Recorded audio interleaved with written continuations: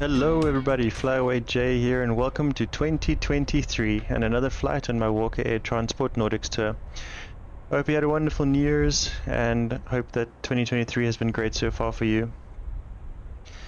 This is flight 23 of 50, which is going to take us from Sogndal Airport, Echo November Sierra Golf, where we, if you watched my previous video, had a very treacherous approach and landing with the Pilatus PC-6 due to significant icing on the airframe.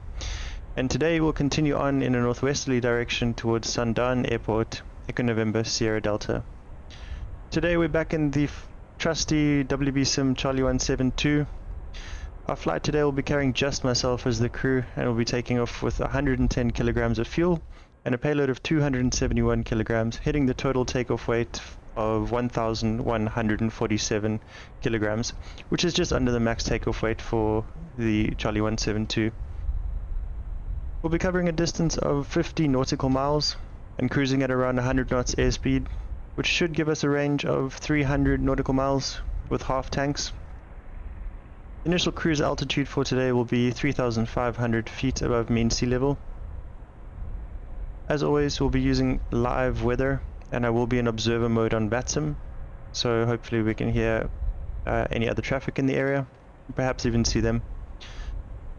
The weather today, unlike previously, is beautiful for touring Norway, so we don't expect too many surprises on our route to Sandane. Conditions today are cab okay, wind is 060 degrees at 4 knots, QNH 1005, and the current temperature is a very freezing -6 degrees Celsius. We'll be taking off from runway 06 at Sogndal and landing on runway 08 at Sandane. This certainly is a far cry from the weather we experienced when we arrived here at Sogndal Airport. A little bit about Sandane Airport. It's a regional airport serving the village of Sandane in Vestland County in Norway. It's got a 970 meters asphalt runway, and which should be more than enough for this aircraft and our flight today. I'll again be using FS Realistic Pro that I purchased recently.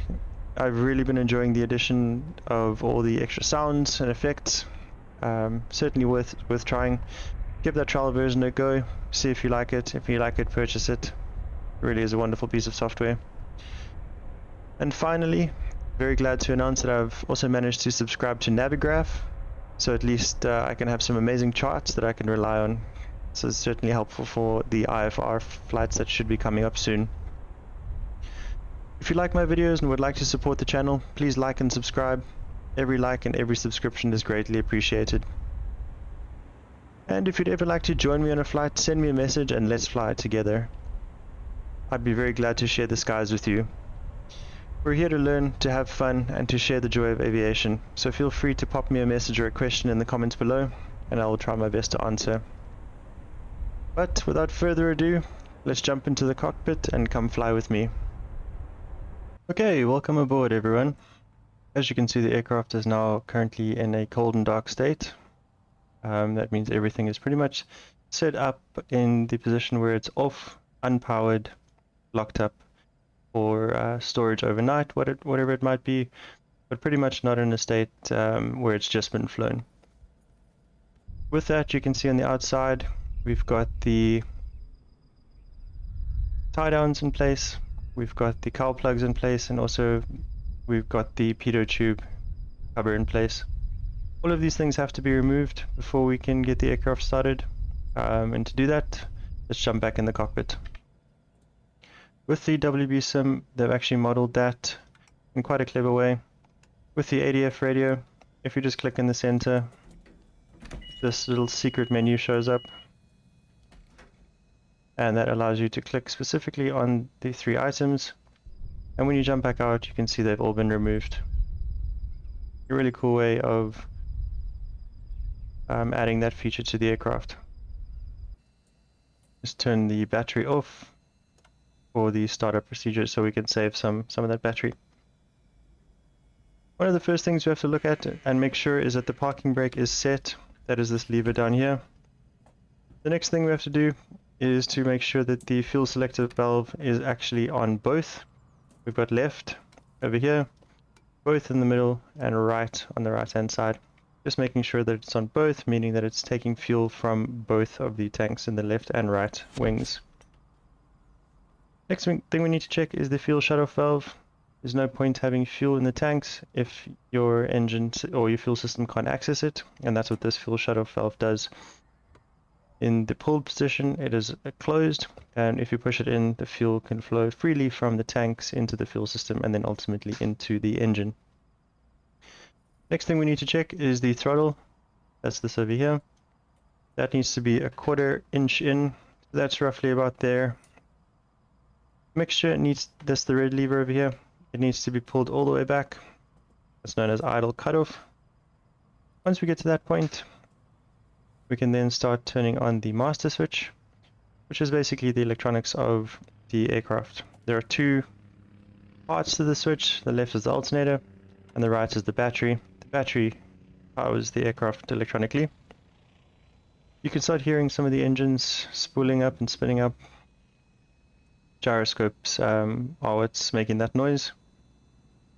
Next thing we do is turn on the beacon. The beacon lets anyone outside know that the aircraft is about to go live. In other words, start an engine or something like that. That's this little red light on the top of the tail, and there should generally be one at the bottom in some aircraft, but for the most part it's this one in the Cessna 172. The beacon is now on. Now what we need to do is make sure that there is some fuel in the actual engine so that it can start up. Particularly in colder weather, you would need this procedure to make sure that the engine is capable of actually getting started. So to do that, in the Charlie 172, we turn on the fuel pump. And then what we look for is a fuel flow in this indicator here. So when I push the mixture a little bit forward, you should see a tiny little movement on that fuel flow indicator up and down. And with that, we've primed the engine. Turn the fuel pump off. Next thing we need to do is start the actual engine. So what we do with that is the mag switch over here, which is almost the same as a ignition to a car. We just keep turning it. Clear prop. Until we get to start. And with that start, we increase the mixture.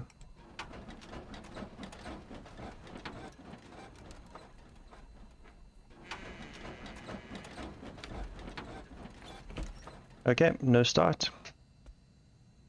Probably the cold temperature. I'm going to increase the throttle and start that again. Increasing the mixture, increasing the mixture. Hoping to get a start. No start. Okay, I'm going to increase the throttle slightly. Mixture keeping it half. Come on. Still no start. Actually going to turn on the fuel pump while we do this. And keep the mixture a little bit richer. There we go. Good start. Mixture full rich. And we'll set the RPM to 1200 RPM just to warm up the engine.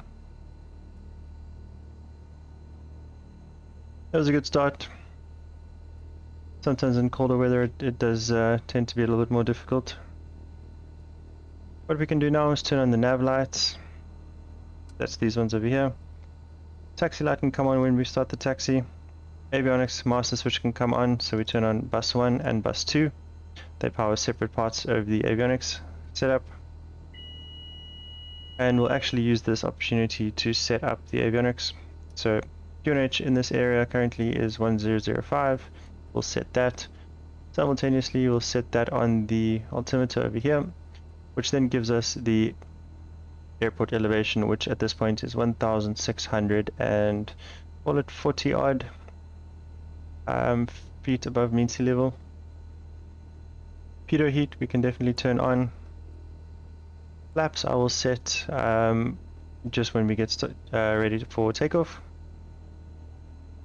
From a initial flight cruise altitude, we'll set this to about 9,000 feet. The minimum safe altitude for this route In some areas it's 8,600 feet. So we'll just get that set up and make sure that our initial cruise is at 9,000.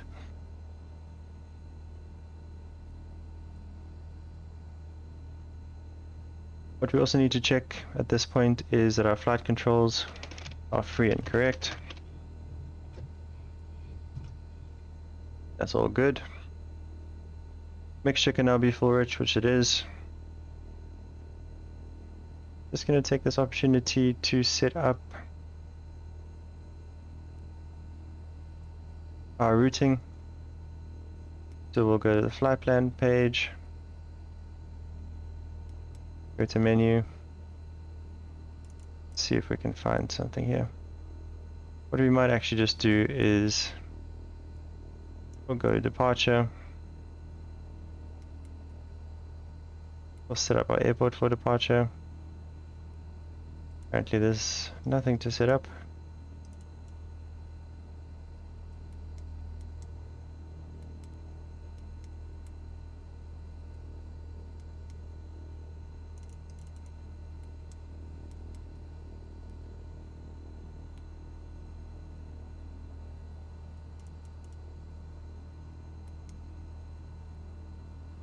Okay, so the airport we'll be flying to today is the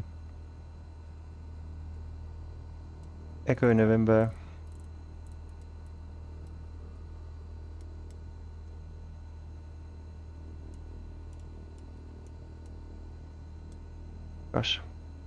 it's Echo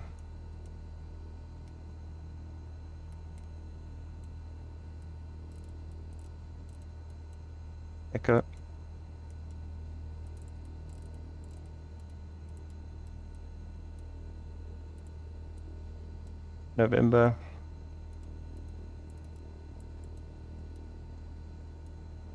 Delta, correction, Echo November Sierra Delta.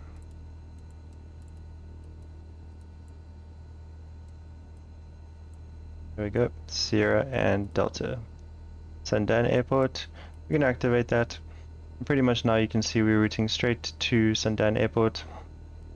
It is a VFR day, so not really too much to be concerned about from a weather perspective. Next thing we need to do is check our transponder. Transponder code is 3476 today. Okay, I think we're pretty much set up for taxi.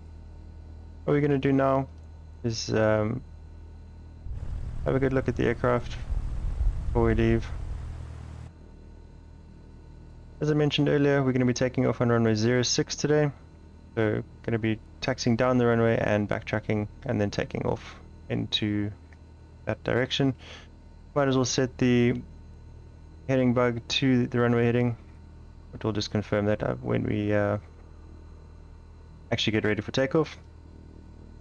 Okay, everything's set up. So let's take the engine to idle. Parking brakes can come off. And let's taxi to the runway.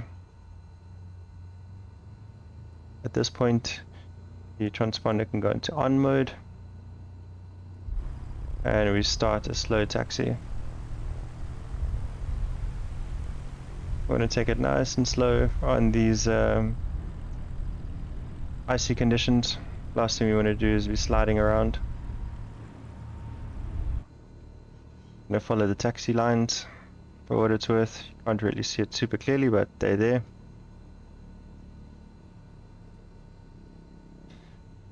Okay, taxi lights can come on.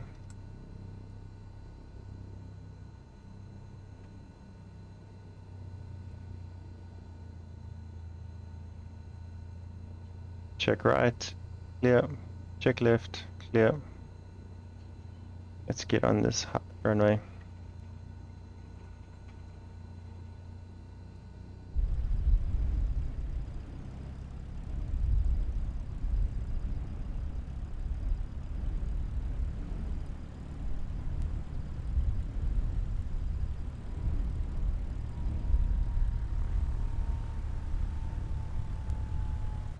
The airport we're heading to today, Sandane Airport, is actually known for its heavy crosswinds and tricky landings as a result of the weather conditions when the wind blows over there. So hopefully today it shouldn't be too bad.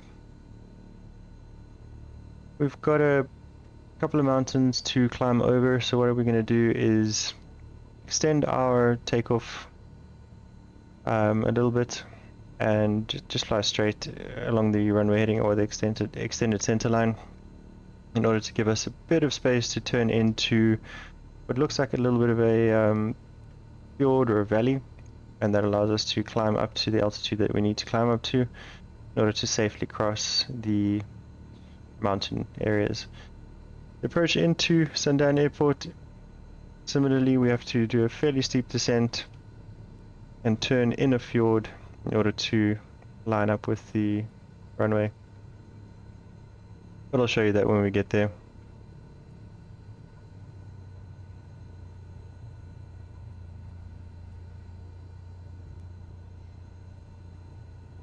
Okay, I'm actually going to try and turn around here on this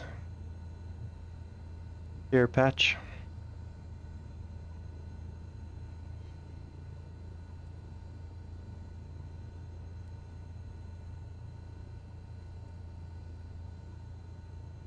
Just while we get the aircraft set up for departure.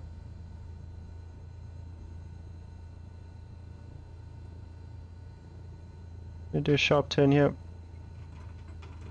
Just keeping the power on to get us through this turn. Perfect. And now we'll just line up with the runway. Fuel temperature is looking good. Engine is nicely warmed up. Gonna line up with the center line. Okay, and I'll come to a stop here. And at this point I'll set the RPM back to 1200. Just want to check for controllers, VATSIM controllers in the area. As I mentioned, I am flying on observer mode so that we do not disrupt the other pilots in the area. We'll be able to see and hear them, but they won't be able to see and hear us. A great way to also learn and get used to VATSIM, so you can listen to the communications.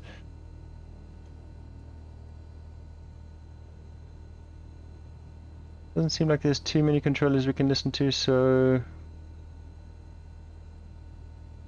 just going to find the one that's closest to us.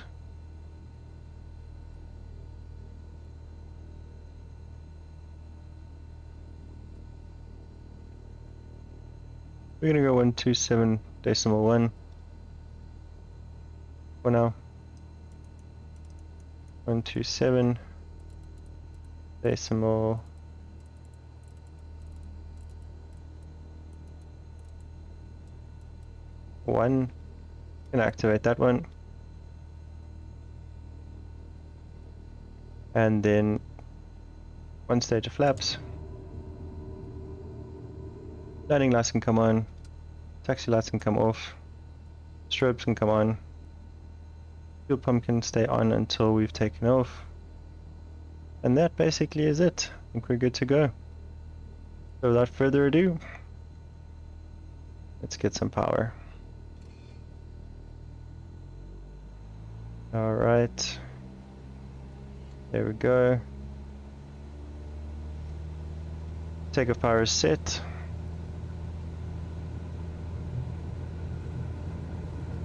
Airspeed is alive. Temperatures and pressures are in the green. Looking for 60 knots. Gently start pulling back. And climbing out. Tapping on the brakes to stop the wheel vibration. Maintaining that center line. 060 degrees. And climbing out. We're looking for 74 knots in the climb.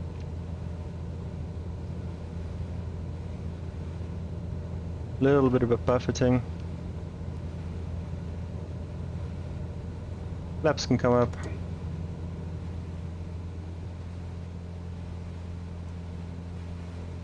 Transponder can go into alt mode.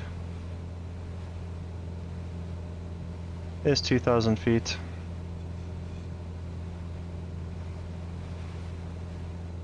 Power is set, mixture is set.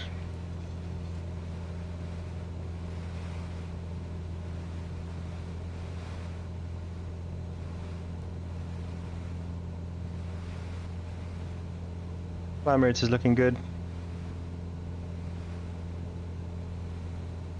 Just going to maintain that. I think what I can do now, turn on the autopilot. I'm going to go in heading mode. And I'm going to hit the alt mode so we can get that climb going. I'm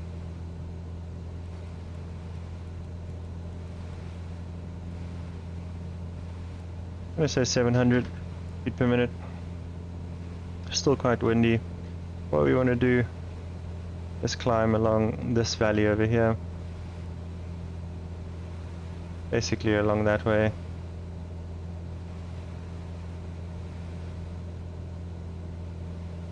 And how I'm going to do that is track all the way to this waypoint over here. Shouldn't take us too long. And then from there, start crossing inland or up over the mountains. Going to increase the climb a little bit. Landing light can come off. Fuel pump can come off. Everything else can stay on. Increase the vertical speed just a little bit, at least in this initial part.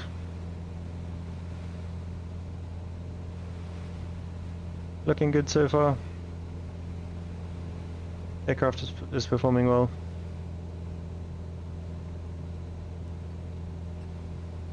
Gonna decrease the climb rate a little bit, just so we don't drop too low below the 70 knot airspeed. And just monitoring the EGT. I just want to stay just below that red line.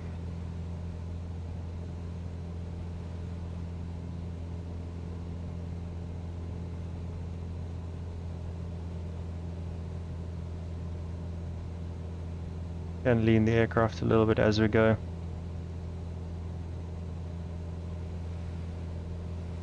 Okay, there we are on top of that waypoint. So what I'm going to do at this point is actually activate the nav mode, which should start a gentle turn to the left. If not, we're going to turn it to heading mode, and that will then help us intercept the... There we go, there's the turn. Actually still in heading mode until it intercepts the GPS track.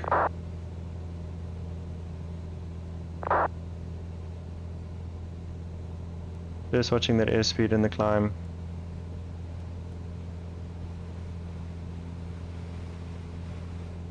Okay, that's given us sufficient height to cross over some of these hills so far, particularly this one here, which is quite a high one, and this one here, which is quite a high one. Giving us a little track in the middle, and that's exactly why these waypoints are here, just to give us an idea of where we need to turn.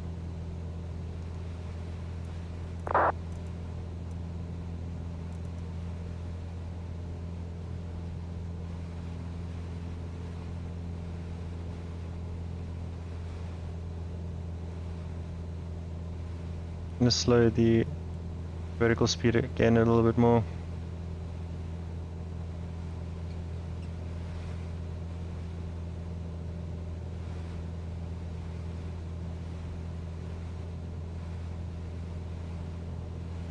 We are quite heavy, so we just want to make sure that we don't stall. Massive amounts of snow coverage in this area. I'd really like to come and fly here in the summer. I think particularly the airports look quite beautiful in the summer months, but as it is, we fly with live weather and real date and time.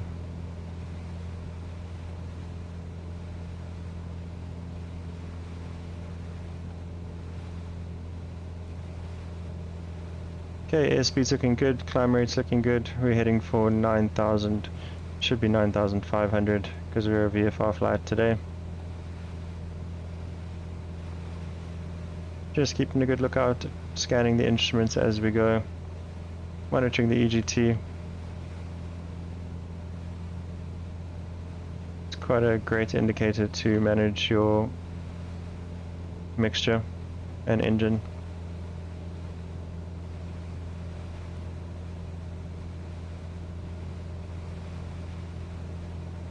Climb is good, getting a bit bumpy. That's to be expected in these areas this time of year. As you can see, we're tracking towards this magenta line. Once we intercept it, we'll be on our way directly to Sandane Airport.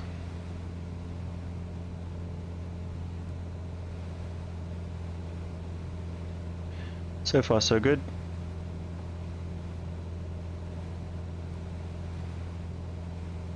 There's a little town down here.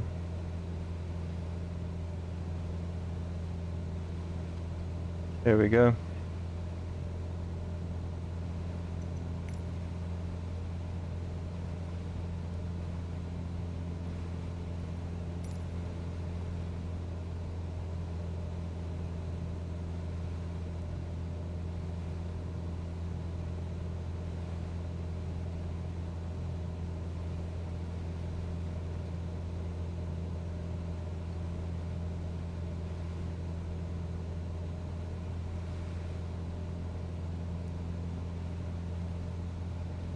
Just gotta keep leaning out the mixture the higher we get, so we can just stay below that red line on the EGT.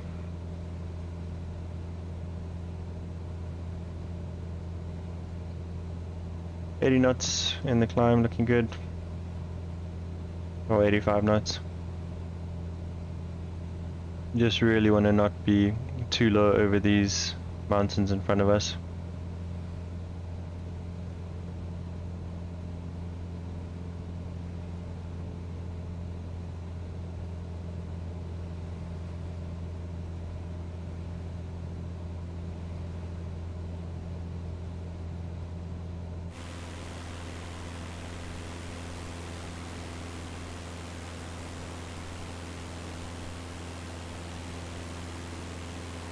The scenery out here just never ceases to amaze me. Really beautiful. So I like flying in the Cessna. It's nice and slow. Get to take in, you know, the views. Not too complex an aircraft to fly. Your eyes can be out the cockpit the whole time. And you really get to appreciate the scenery in the areas. 7,000 feet at this point, we can change to the standard temperature and pressure. So standard pressure is 1013, and I'll do the same here on the autopilot, 1013. There we go. Set the barometric pressure. In Norway, the transition point is, or transition level is 7,000 feet. Everything else looking good. There's 7,500 feet.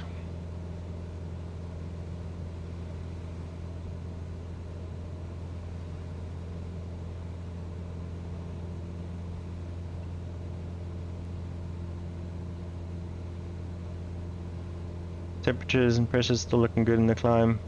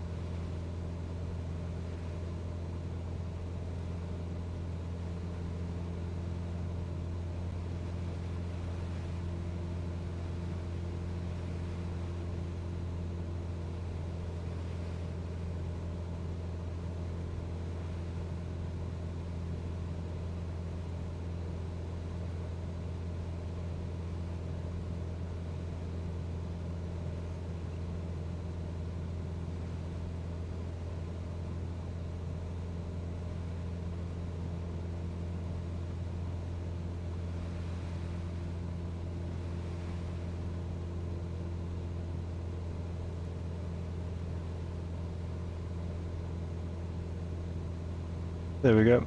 The autopilot's intercepting the magenta line.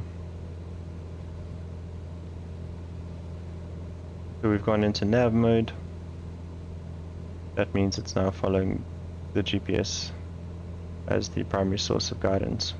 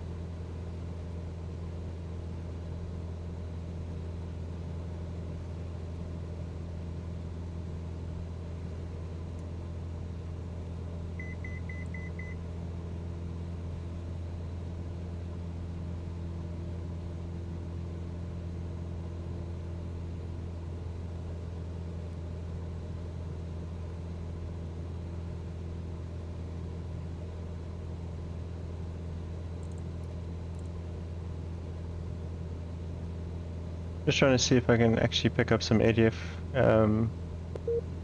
stations anywhere here. That's this arrow down here.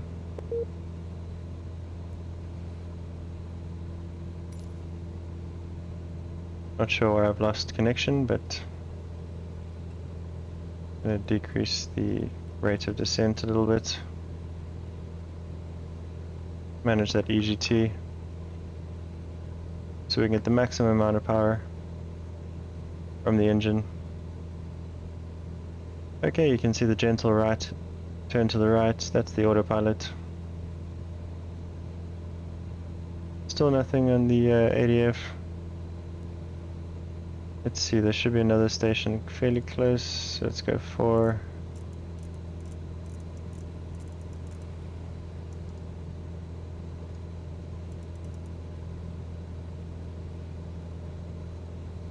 actually just going to turn it off.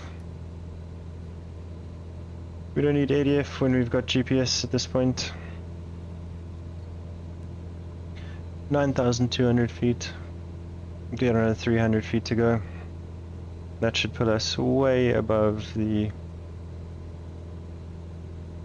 mountains in front of us, and also thankfully out of the clouds.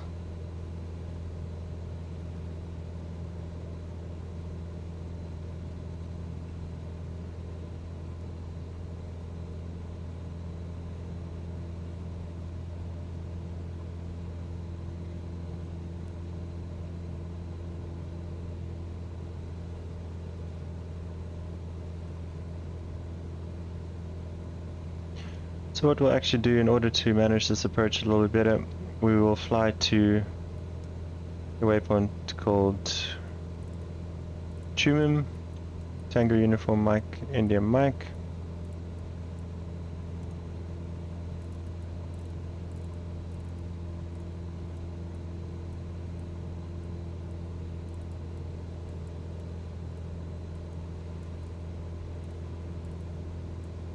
Tango Uniform Mike,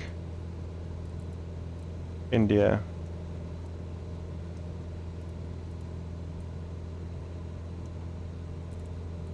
and Mike. We'll just activate that, and that'll take us to Tumim.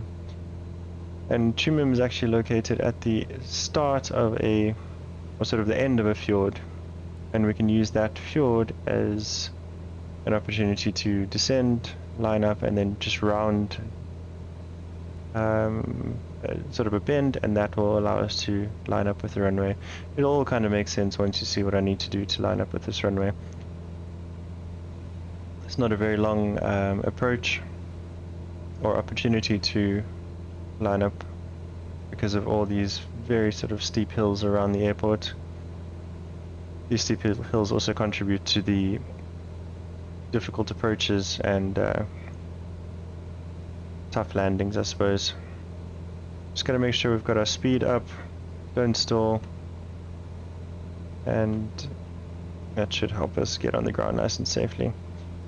Okay, since we've Finished our climb. I'm going to come back on the engine speed a little bit. 2500 RPM should be just good.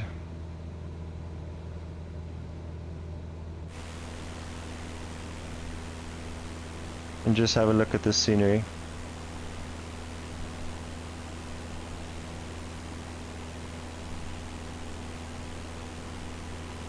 Very rugged, but very beautiful country.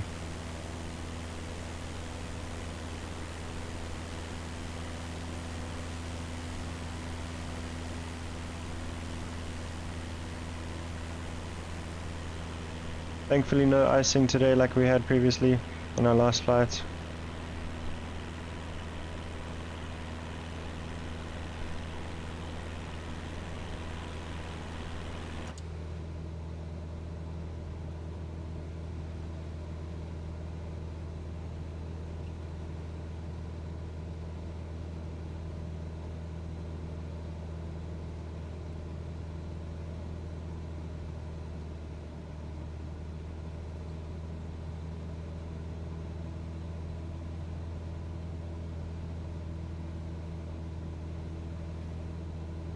Just trying to manage that EGT.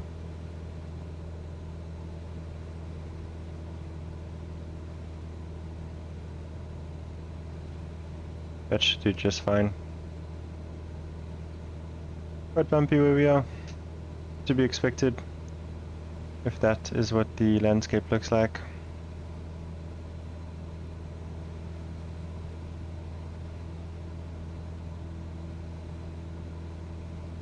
"28 nautical miles to go to Tumim."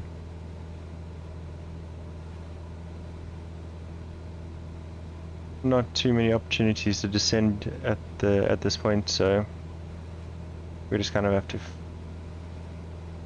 you know, take the opportunity in the immediate vicinity of the airport to descend.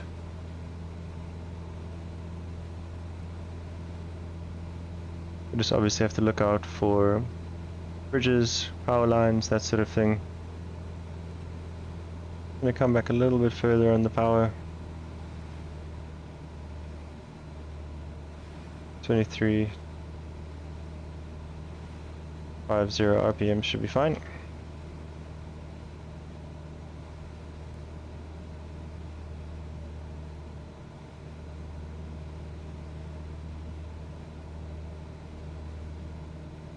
You can see our fuel flow is significantly decreased. Airspeed is decreasing also with it, but just got to manage that RPM.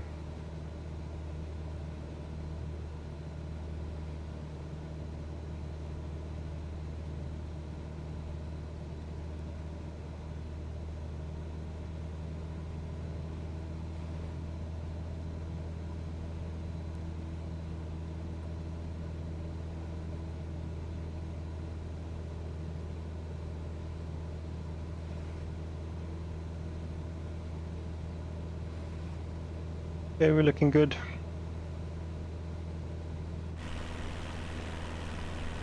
I'd love to land on top of one of these mountains one day with these skis.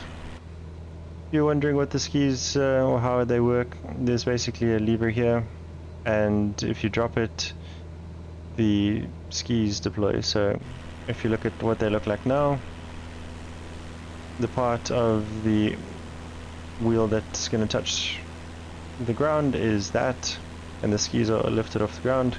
But when you drop this, you can actually see the skis drop down and basically become the part that impacts the ground first, giving you a greater surface area, and then you don't sink into the snow. Quite a cool feature. I'll just keep them up for now. We don't want to be landing on a asphalt runway with skis.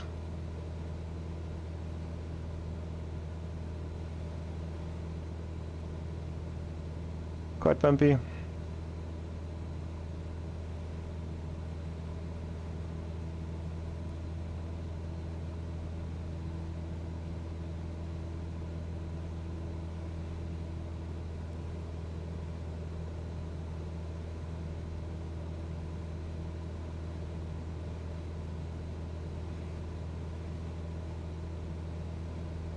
100 knots is pretty good for this aircraft.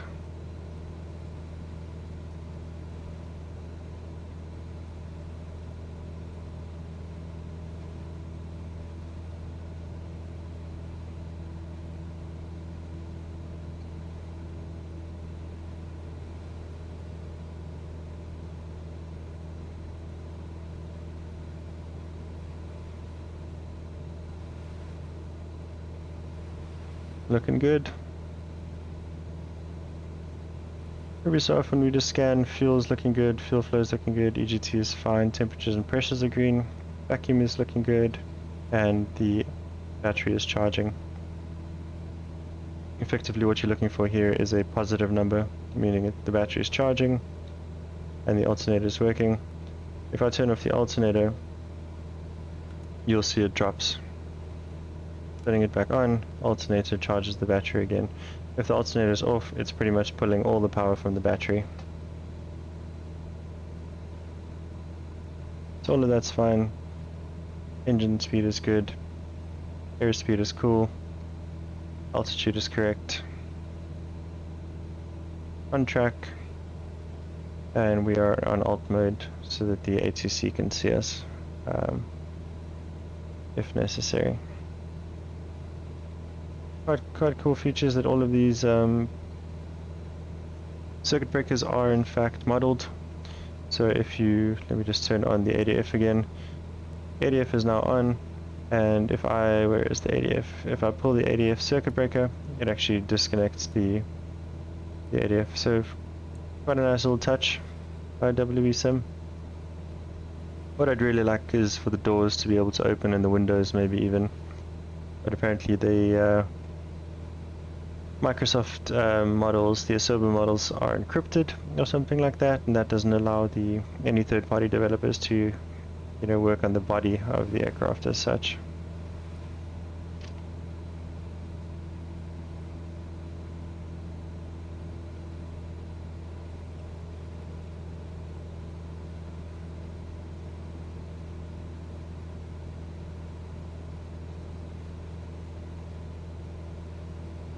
.8 nautical miles to go.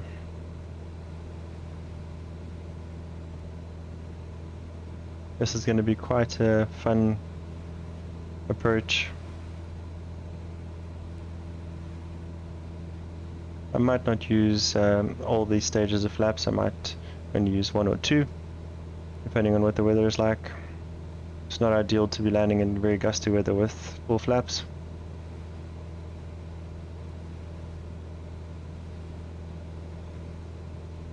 I'm so glad I got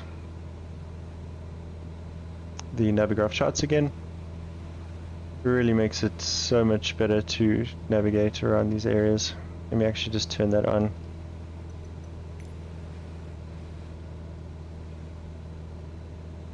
And there we go. Navigraph charts are loaded. Since we're flying VFR, we can actually just go into the world map, and that will kind of show you what it is that we're flying to. From a low en route perspective, that's the waypoint we're flying towards Tumum, and then we're going to follow this fjord and then round it here to land on runway 08. Not super complex, but this is a giant hill or mountain in between the runways, so you don't have a lot of opportunity to line up in this direction with the runway. So we're going to around this bend and then turn left onto the runway.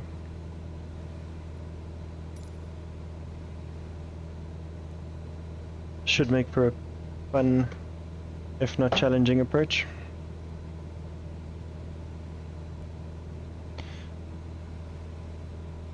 If you'd like to see any particular aircraft being flown on any of these routes, feel free to drop a comment. I'd appreciate it. Even if I have to buy it, I'll do it. Obviously it has to be reasonable for the route. Not exactly going to be flying a 747 into these tiny little airports. But what I'm trying to do is obviously just to learn to fly as many aircraft as possible, into as many airports as possible, and just see the world at the same time.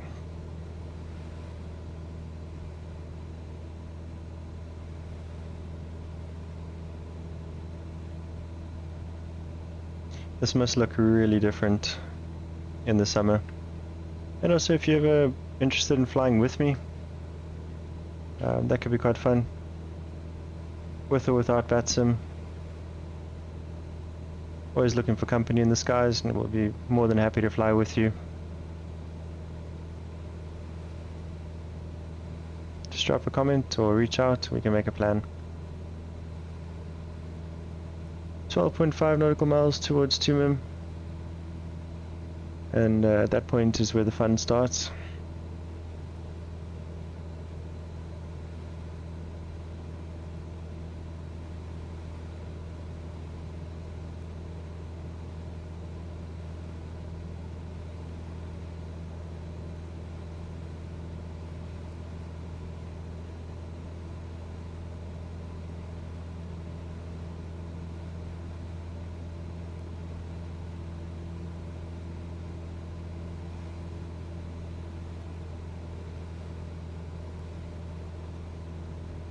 Minimum safe altitude for this sector is 7,800 feet. So I can actually start a slow descent. I'll go down to 8,500. Let's come back on the power a little bit.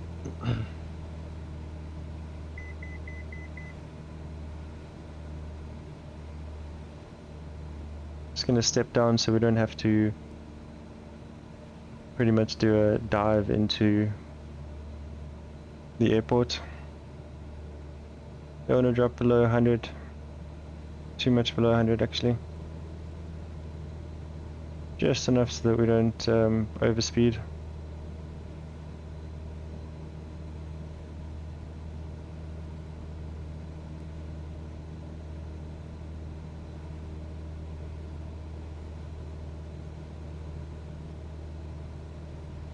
There's 8,500, correction 9,500. Why have we not moved?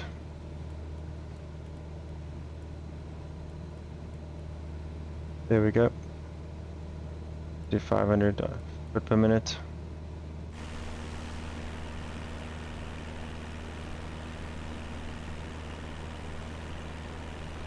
The Tumim is up ahead here. Pretty much where the three valleys come together. 8.5 nautical miles to go in.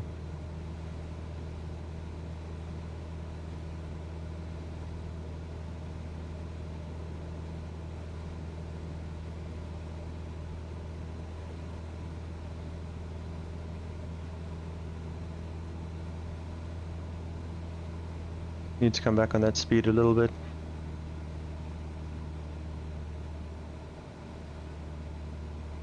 Nine 9,000 feet.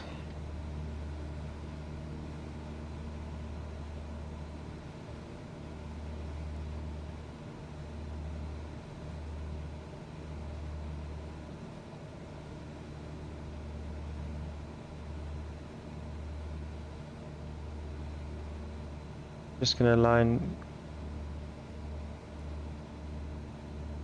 the direction a little bit.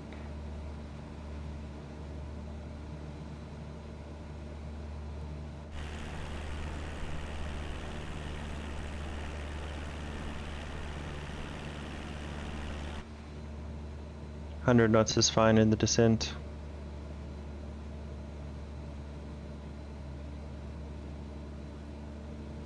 Just gonna increase the throttle slightly,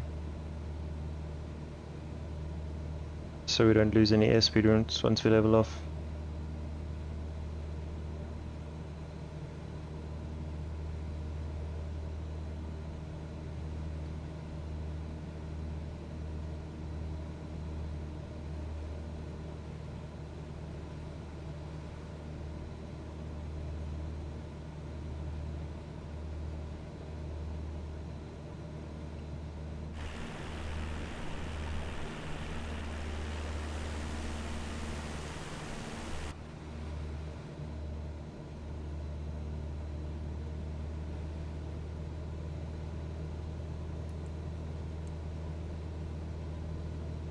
One of the nice features of this WB-Sim Cessna 172 is that it actually saves your state.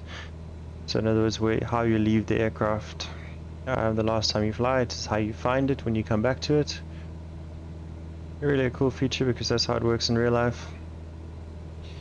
I think it even affects battery drain. So if you leave, for example, the battery on and a light on, for example, when you come back to the aircraft will be completely drained of battery.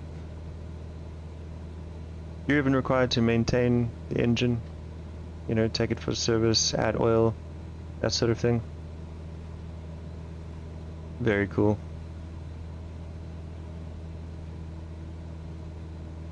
Okay, 8,500 looking fine.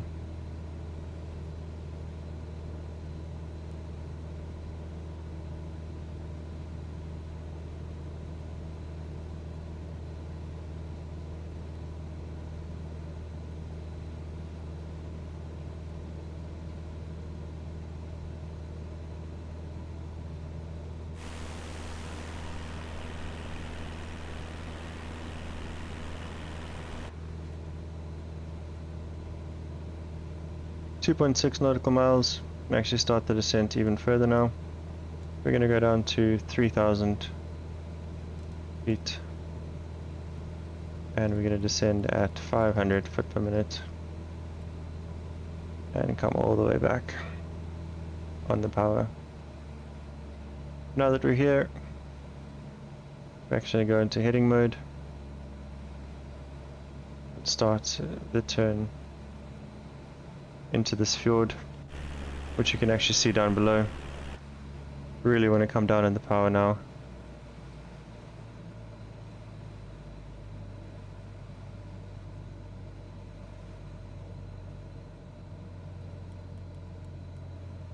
It's going to increase the rate of descent to 1,000 foot per minute.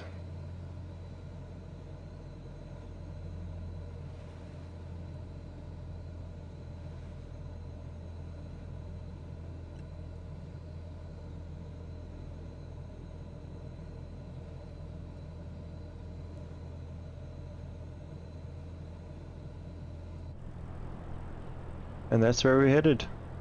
We're going to fly straight around this bend and land on the other side of this hill.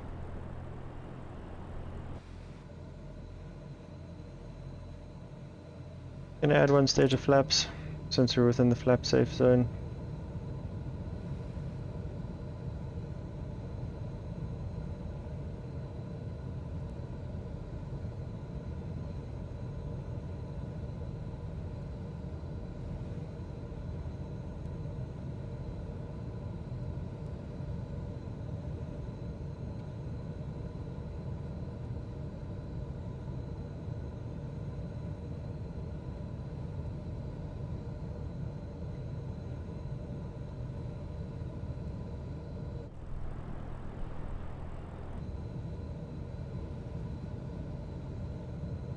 Quite a tricky approach from a VFR perspective.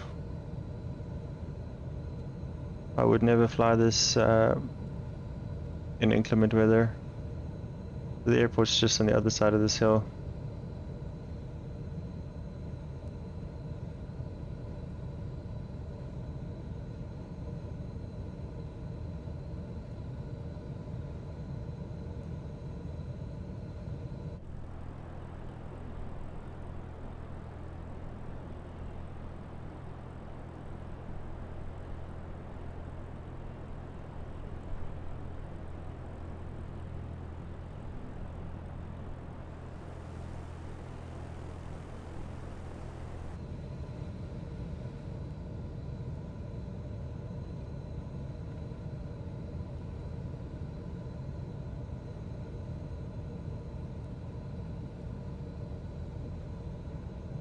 .80 knots in the descent. Just going to keep following this fjord.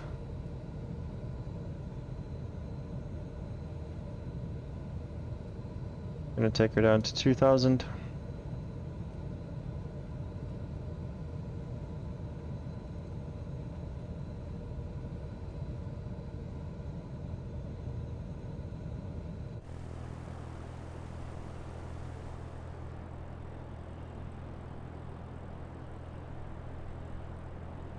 can see the little towns on this frozen fjord. 80 knots is still good. 5,000 feet.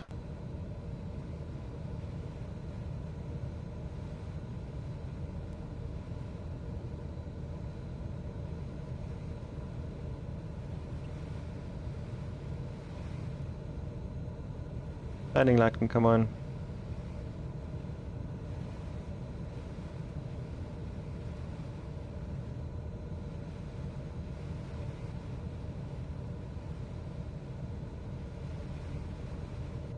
So far so good on the approach. That's the airport over there.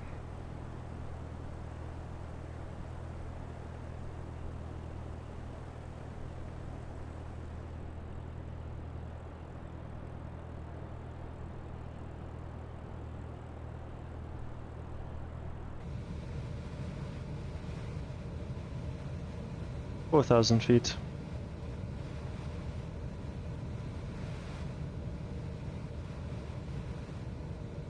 We'll go down to 1,000.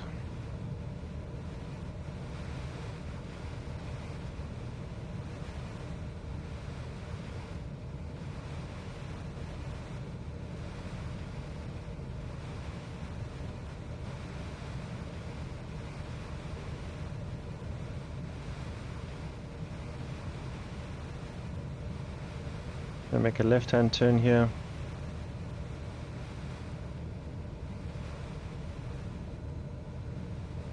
Just to give us some space to descend.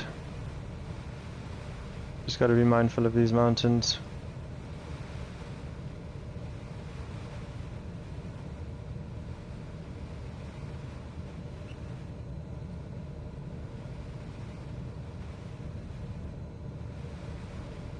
"3,000 feet.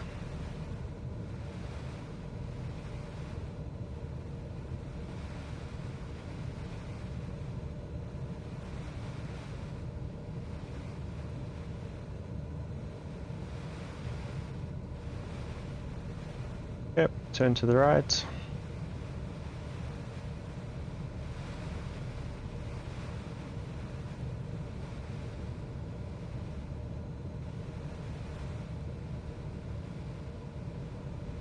In the turn.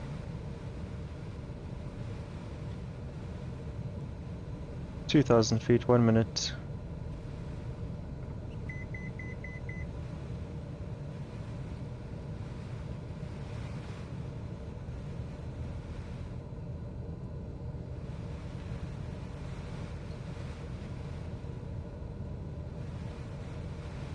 Okay, at this point I'm gonna hand flyer.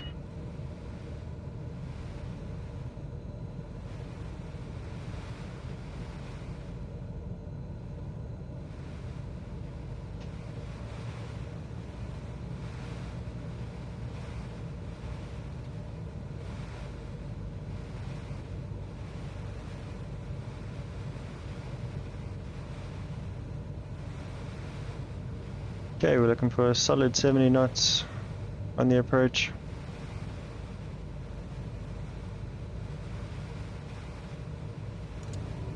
Drop another stage of flaps.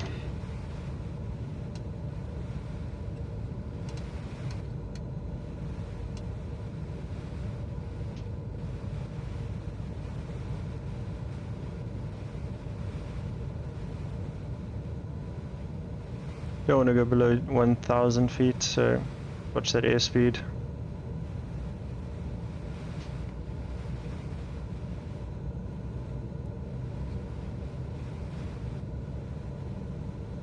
Just watch that airspeed.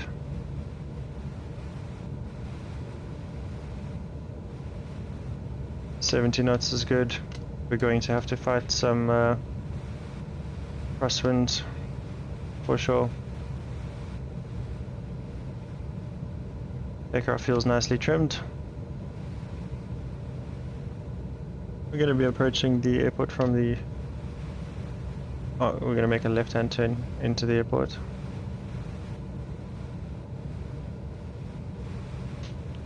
Okay, gonna just level off at 1,000.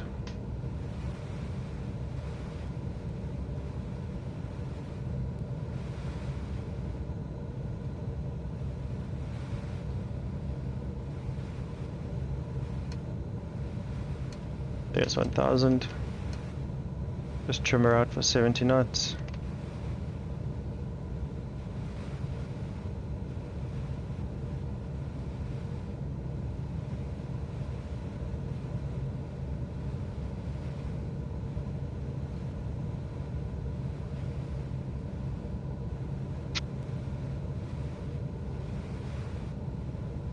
Come on.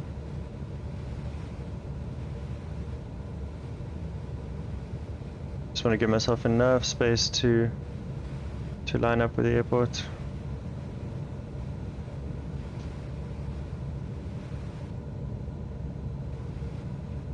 I want to drop below 70.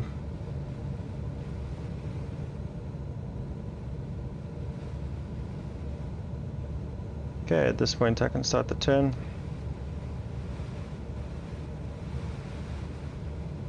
And there's the runway.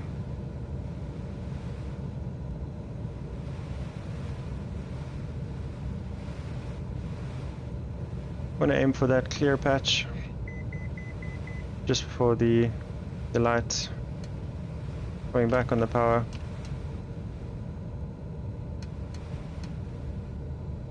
I feel some crosswind here already.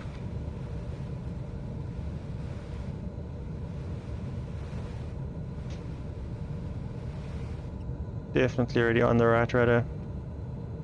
You can see the wind sockets blowing directly across. Want to maintain that 70. Very gusty.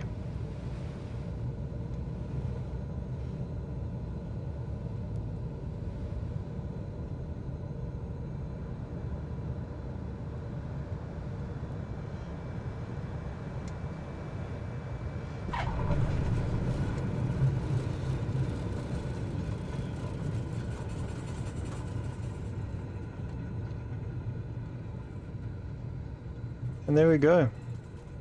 Nice crosswind landing, as anticipated. Gonna clean up the aircraft, raise the flaps. Fortunately, we also have to backtrack here. I'm just gonna do it. Turn here, add some power to get us around.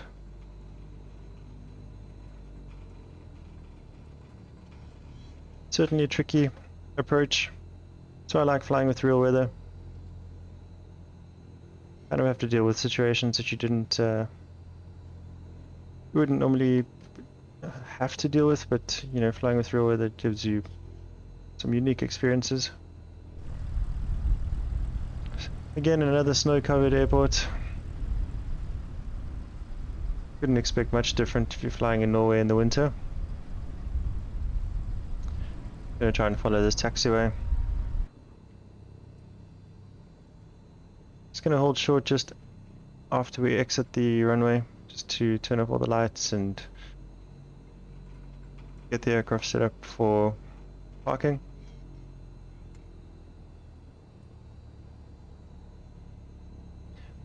Hold short right here.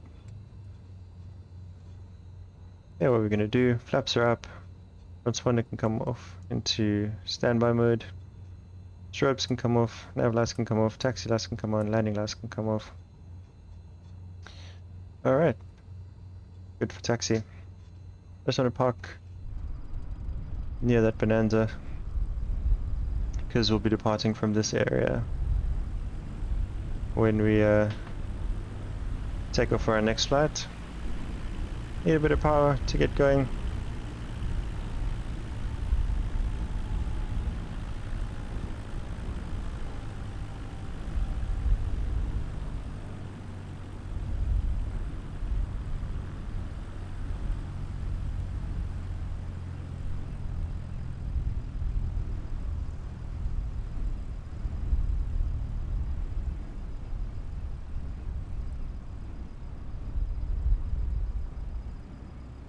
Gonna park here in parking number 3. Set the power to 1000. Parking brake can come on. Okay, let's shut her down. Flaps are retracted. Landing lights are off. Taxi lights are off. Strobe lights are off. Parking brake has been set. Pitot heat can come off. All the exterior lights can come off. Avionics master comes off. Mixture can come all the way out. Idle cut off. Ignition goes to off. Master, battery, and alternator can't come off. Beacon switches off. And then we'll just cut the fuel flow. And there we have it. Welcome to Sandane Airport. Certainly a windy place to be. We always knew it would be. But thank you for flying with me today. It was a pleasure having you on board and sharing the virtual skies with you. If you enjoy what I'm doing, please like and subscribe. It really goes a long way, and I really appreciate it. If you have any suggestions for the aircraft I should fly next, please drop it in the comments below. I look forward to hearing from you. And this is where we are, Sandane Airport. Should be another short flight from here for our next one, as we make our way up the coast of Norway. But until next time, happy flying. Flyaway J's out. Peace.